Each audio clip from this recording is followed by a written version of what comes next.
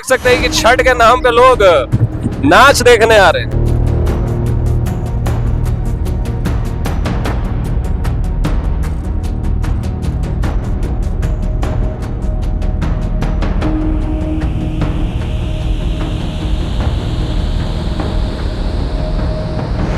पटना के दीघा गंगा घाट पे हमारे इर्द गिर्द लोग आपको दिख चुके होंगे चमकीले धमकीले कपड़ों में, अपने चेहरे पे एक बड़ी सी मुस्कान के साथ यहाँ पर छठ मनाने के लिए आ गए।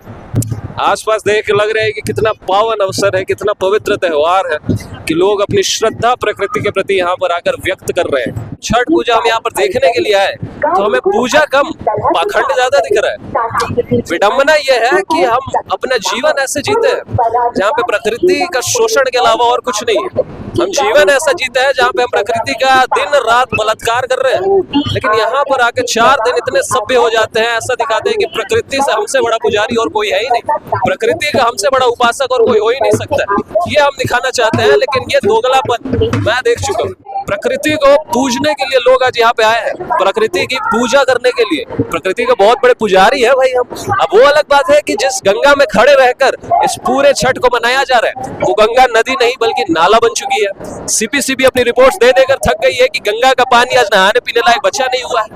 हमारे मल मूत्र का जो बैक्टीरिया वो गंगा में भारी मात्रा में पाया जा रहा है, लेकिन हमें क्या फर्क पड़ता है? गंगा भले ही गंदी हो, हमारी भावना तो साफ है, तो हम तो पूजा करेंगे, वहीं खड़े रह के पूजा करेंगे, मानेंगे ही नहीं कि गंगा गंदी है। प्रकृति के बहुत बड़े उपासक है भाई हम, प्रकृति के बहुत बड़े पुजारी हैं।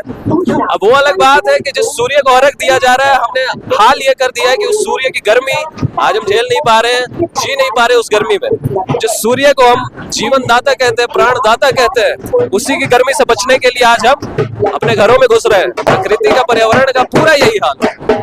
ढोल नगाड़ों के पीछे क्या असलियत है ये हमें भी पता है। वो भी बात बिल्कुल अलग है कि जिस हवा में हम सांस ले रहे हैं वो हवा आज हवा नहीं बल्कि जहर बन चुकी है। प्रतिवर्ष भारत में 20 लाख से ज्यादा लोग अपनी जान गंवा देते हैं सांस लेते लेते।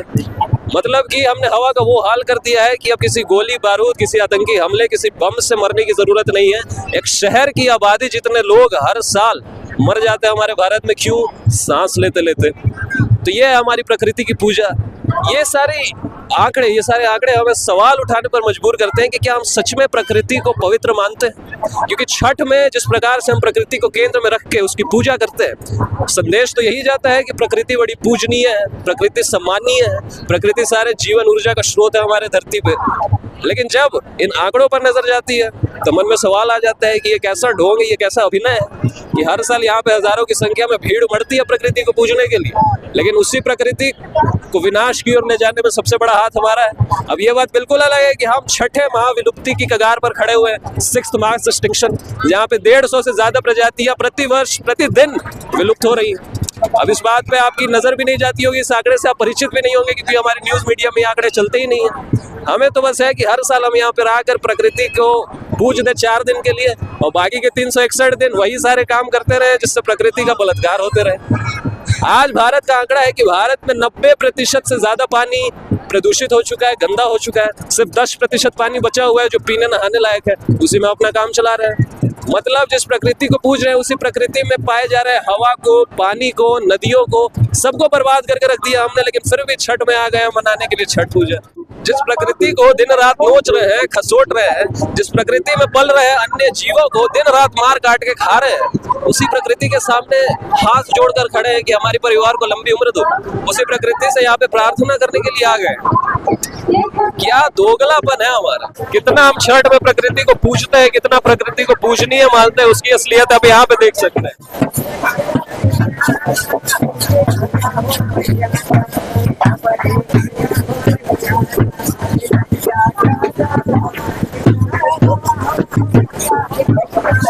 देख सकते होंगे कि प्रकृति को पूजने का त्योहार है, लेकिन वहाँ पर नाच गाना का कार्यक्रम चल रहा है।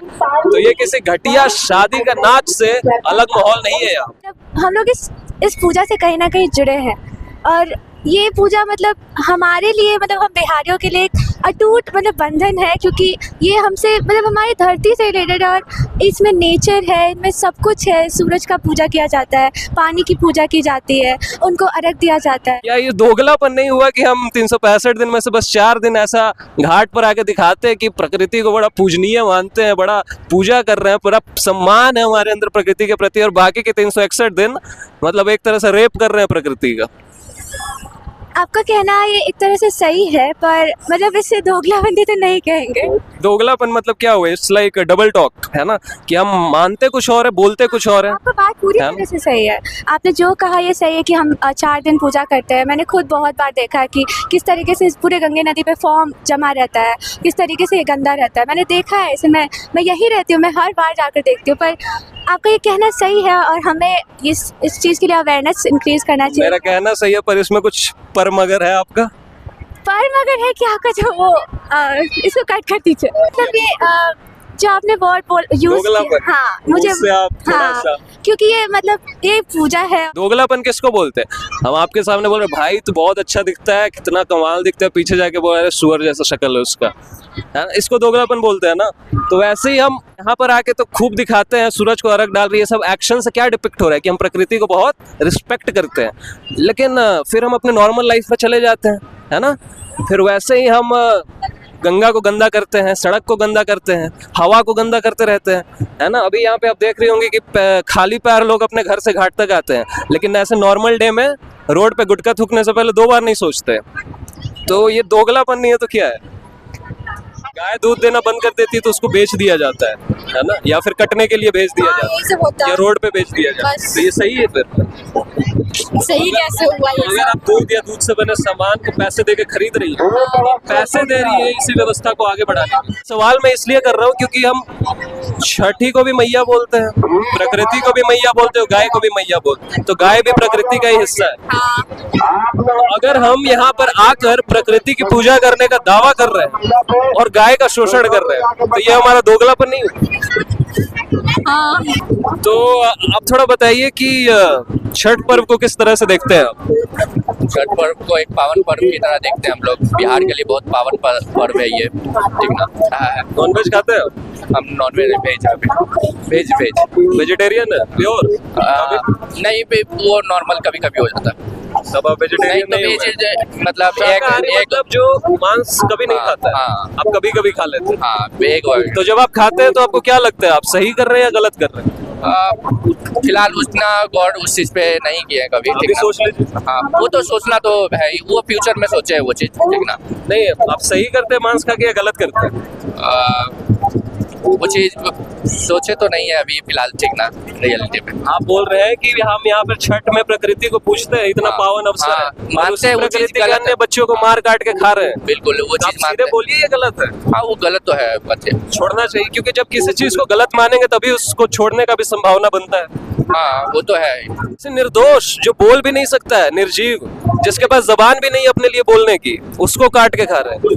ये इसके लिए हम छोटा बुद्धि इसको बोलेंगे कि क्योंकि वो भी एक मासूम है और किसी मासूम को मारना ये गलत चीज है। ये बताइए कि आप दूध के उपभोग को कैसे देखते हैं? मांस पे तो हम सभी रजामंदी रखते हैं कि गलत है, लेकिन आमतौर पे जब दूध की बात आती है तो फिर लगता है कि दूध तो शाकाहारी है, क्योंकि दिखाया ऐसे जाता है कि गाय से बड़े पवित्र तरीके से दूध निकाला जाता है, गाय की पूरी मर्जी से खुशी खुशी गाय दूध देती है। लेकिन सच्चाई तो ये है कि गाय तभी दूध देती है जब वो बच्चा देने वाली होती है, तो कायदे से वो दूध उसके बच्चे के लिए हुआ, जैसे इंसान के माँ का दूध उसके बच्चे के लिए होता है। ये बात आप जो कह रहे हैं वो सही है, ठीक है ना, लेकिन एक जो होता है कि लिमिट होता है, ठीक है। अब बच्चे का अगर दूध हो रहा है, जैसे गाय का दूध हो रहा है बच्चे के लिए, अगर उससे ज्यादा हो रहा है तो वो चीज हम अपने घर में या फिर कहीं वो बिजनेस के लिए यूज करते हैं। अरे आज जो डेयरी इंडस्ट्री में, डेयरी उद्योग में जो गाय हैं, उनको आर्टिफिशियली कृत्रिम तरीके से ब्रीड किया जाता है ताकि वो ज्यादा दूध दे सके। ऐसे बुल का सीमेन लाके उनमें गर्भाशय में डाला जाता है कि ज्यादा दूध दे सके। तो हमने पहला स्टेप ही गलत कर दिया, बाद में वो ज्यादा दूध दे रही है तो हम बोल रहे हैं कि उसके बच्चे से छीन के हम उस पर उपकार कर रहे हैं। हाँ, ये आपका कहना सही है। जो है फर्स्ट ही स्टेप हम लोग गलत करते हैं। जब हम शाकाहारी बोलते हैं तो नॉर्मली आमतौर पर हम ये समझते हैं कि जो मांस का सेवन नहीं नहीं करता है वो शाकाहारी है।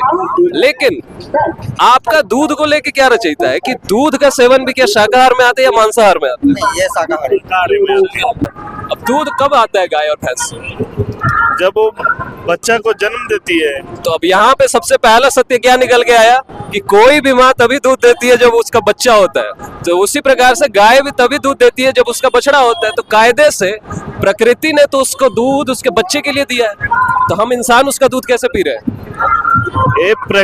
ये जो इंसान हम लोग जो दूध पी रहे हैं वो प्रकृति रूप से देखा जाए तो वो बच्चा से अगर ज्यादा दूध होता है तो वो इंसान दूध अपने लिए भी निकाल करके पीते हैं। जैसे आपको ये कैसे पता कि वो ज्यादा ही दूध होता है? जैसे कि हमारी माँ उतना ही दूध देते थे जितना हमें जरूरत थी, और जब हमें जरूरत कम हुई तो दूध देना बंद हो गया। बात है कि देखिए जैसे कोई बच्चा जब छोटा होता है तो वो 2 लीटर ही दूध पीता है, लेकिन वो गाय 10 लीटर दूध देती है। वो तो इसलिए देती है ना कि गायों को सिलेक्टिवली ब्रीड किया जाता है आज। जैसे जंगल में भी तो जंगली गाय होती है ना जिसका दूध हम नहीं निकालते, तो उसके बच्चे दूध पी के मर जाते होंगे फिर। ऐसा कुछ नहीं है कि बच्चा दूध पी के मर जाते हैं। जंगल में जो गाय होती है उनका दूध तो हम नहीं निकालते हैं, तो वो कैसे जीवित रहती है? इसके बारे में तो हम कुछ नहीं बता सकते।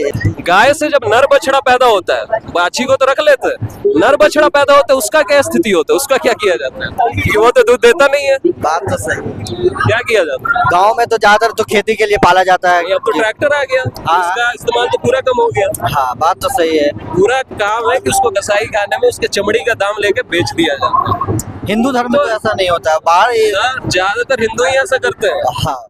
जिन प्रकृति देवी को हमें पूजना है, हमने कैसे उनको ही इतना कलुषित कर डाला है। इस स्तर का हवा में प्रदूषण है, जैसी हमारी नदियां हो गई हैं, जो अभी हमारे जंगलों की हालत है, जो हमारी मिट्टी की हालत है, ये सब हमने कैसे कर डाला है। तो छठ की बात करते हुए हमें प्रकृति और प्रदूषण की बात करनी ही पड़ेगी। जब तक हम ये नहीं देखते कि वो जो नदी में गंदगी बह रही है वो हमारे ही भीतर का गंदा बहाव है, कि हवा में जो धुंध छाई हुई है वो हमारे दिमाग की भीतरी धुंध है, तब तक बाहर किसी भी तरह की सफाई संभव नहीं हो पाएगी। तो हम कौन हैं और हमारा इस प्रकृति से और जितने प्राकृतिक संसाधन है उनसे रिश्ता क्या है, ये कभी हमें साफ किया नहीं गया, ना इस पर कोई चर्चा हुई। ये जो पूरी हम समस्या देख रहे हैं, धुएं की धुआं भीतरी है, गंदगी गंदगी भीतरी है, आग आग भीतरी है। जब तक हम इंसान को भीतर से संबोधित नहीं करेंगे तब तक कोई समाधान संभव नहीं है।